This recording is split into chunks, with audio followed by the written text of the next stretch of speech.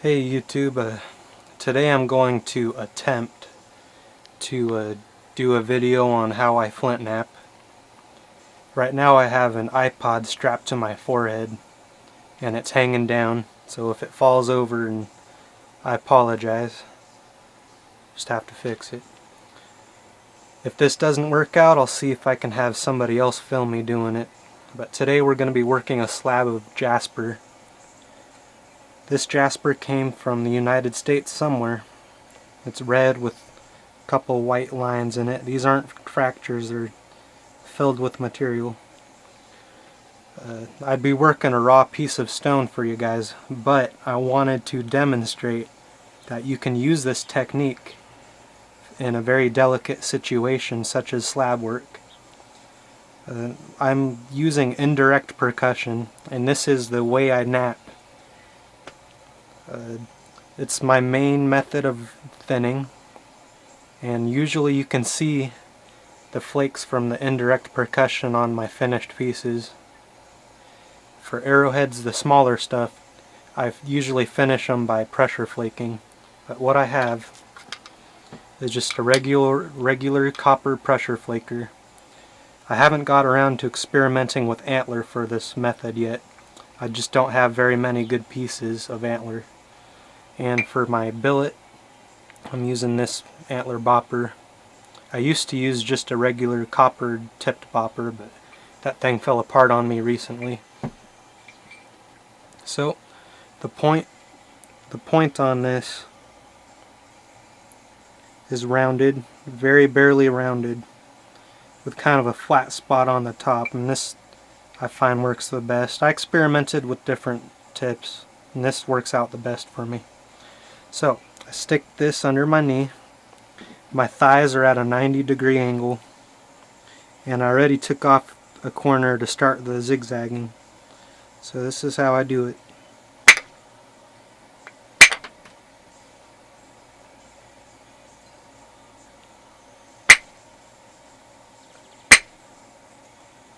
And I do use this method on obsidian, although you have to have a real delicate touch to do it.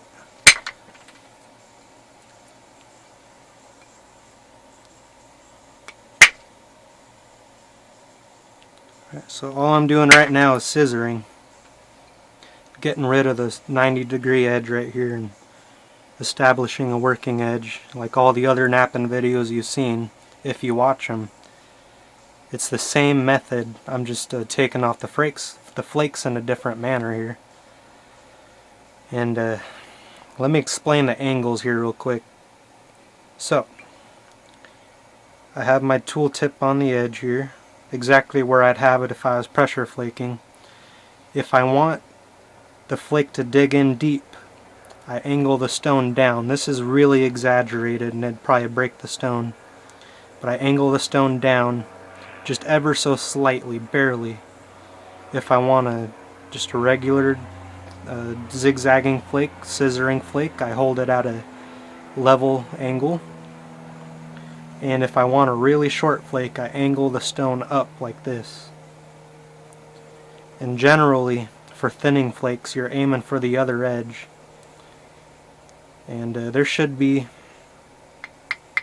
for a thinning flake, you want to angle the stone down just a little bit to dig the flake into the surface of the stone. And the angle, something like this for a thinning flake. Now I hope I'm catching that on film here. Short flake, thinning flake. Right around that angle is pretty good. So I'm going to scissor around this entire stone, and I'll get back to you guys when I'm ready to make a platform for taking some thinning flakes. And apparently this slab cost $4. And I got it from neolithics.com. It's a really good source for different jasper and agate slabs and stuff like that. He also sells obsidian and all kinds of flints. It's a good place to go to when you're just starting out.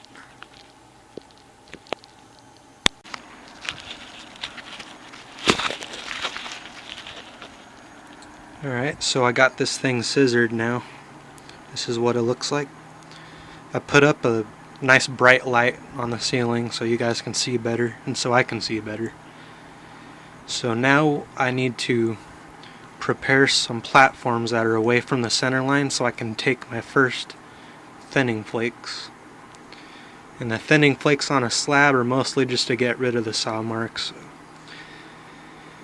I need 2 hands, so I'm going to put on the forehead.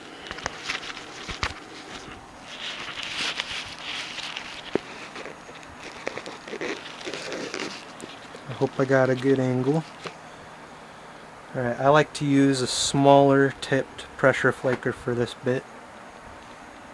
Here's the one that I use for thinning flakes. Here's the one I use for slightly smaller flakes. Makes it easier to pressure flake if you have a smaller tip. So on one side the flakes went further, and this is almost the way it is for every napper when you first zigzag an edge. So I'm going to take my thinning flakes off of the side that has the longer flakes. So I need to raise the edge just by taking off pressure flakes like so. And I'm going to do this around the entire piece. And then I'm going to grind it. And for this method of flaking, indirect percussion, you need a really heavy, strong edge. So I grind them pretty good. Make a lot of dust.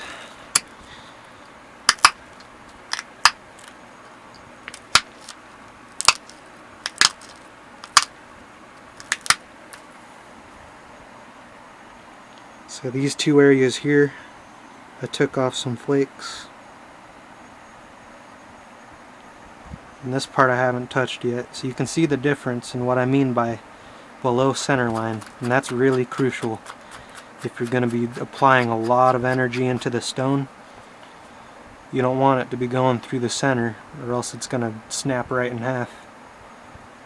So I'm going to continue on and show you guys what it looks like.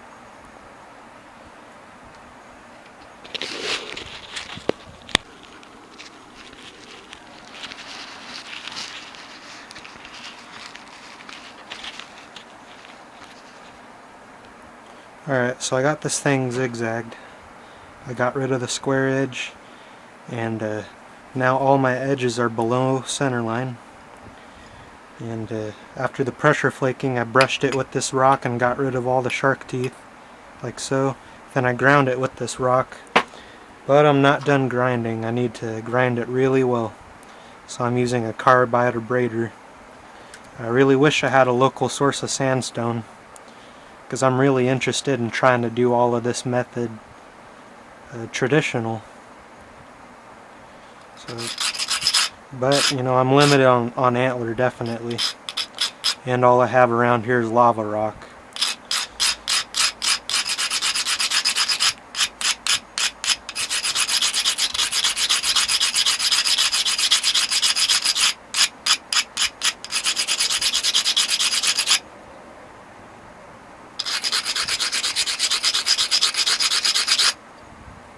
That's good.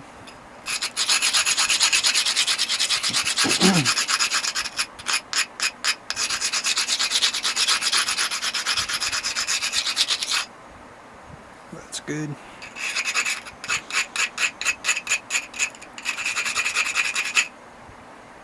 That's good.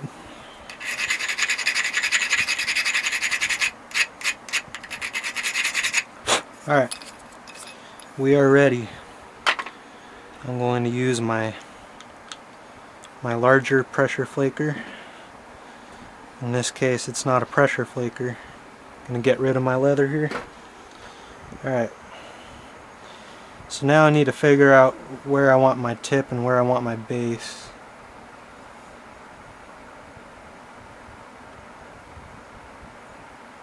We'll figure it out. The stone will let us know. Alright, so going pretty high up on the edge here. Not too high. You don't want to be right on the edge either.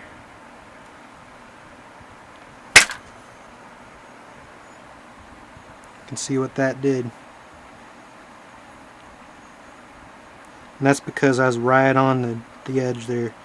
The flake followed the convexity, the ridge of my zigzagging flakes. And that's why it's so long. You can see the ridge right there. So that's why that happened. So the one right next to it has another ridge to follow. I'm going to take off. I like to space them out really well so they don't run into each other and crowd each other. And at first they probably won't all go to the center, but we'll get there. And I'm really focusing on the low spots, like right here. That's a good spot to take a flake.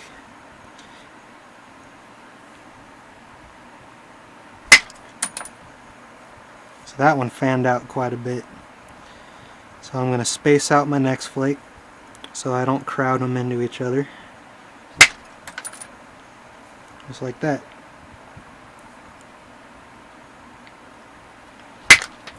And if you guys want me to, I'll do more videos. Just let me know in the comments.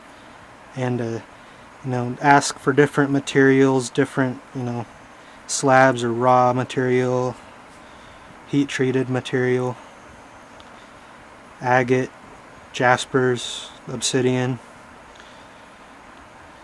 I generally prefer the agates and jaspers.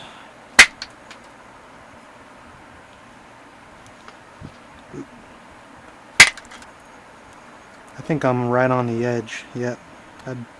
Those two flakes went short because my tool tip was right on the edge. If you want a thicker flake to go farther, you need to have the tool tip a little more above the edge there.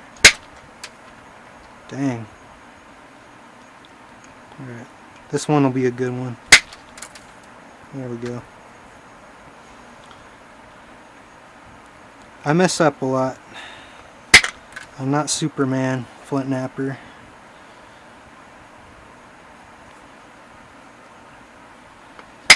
Flint napping, I define as fixing all your mistakes and ending up with something good. Alright. And I'm not going to take credit for this method. I mean, it was I discovered it from another YouTuber named Allergic Hobbit, and even he says it was a secondhand knowledge to him. So I'm not too sure exactly who came up with this method, but I think that this method was used by Native Americans and maybe even other cultures because the flakes look very, very similar.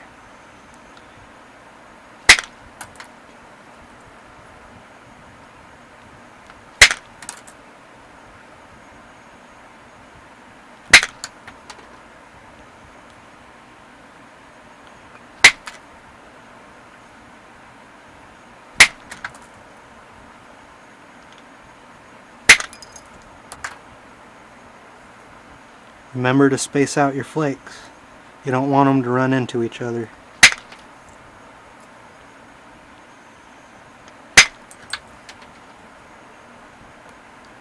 And get rid of any fingernails that you can. The fingernail flakes are things like this that don't quite want to come off and they're still part of the stone. Those can be bad sometimes.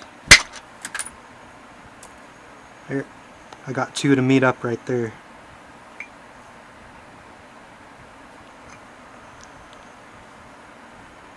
Sometimes I even, you know, after doing this for a couple years, I gotta play with angles sometimes.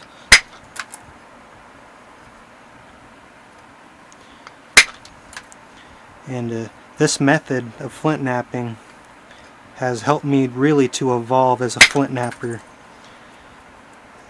You know, after a couple years I can really see a dramatic difference between the quality of my work then and now.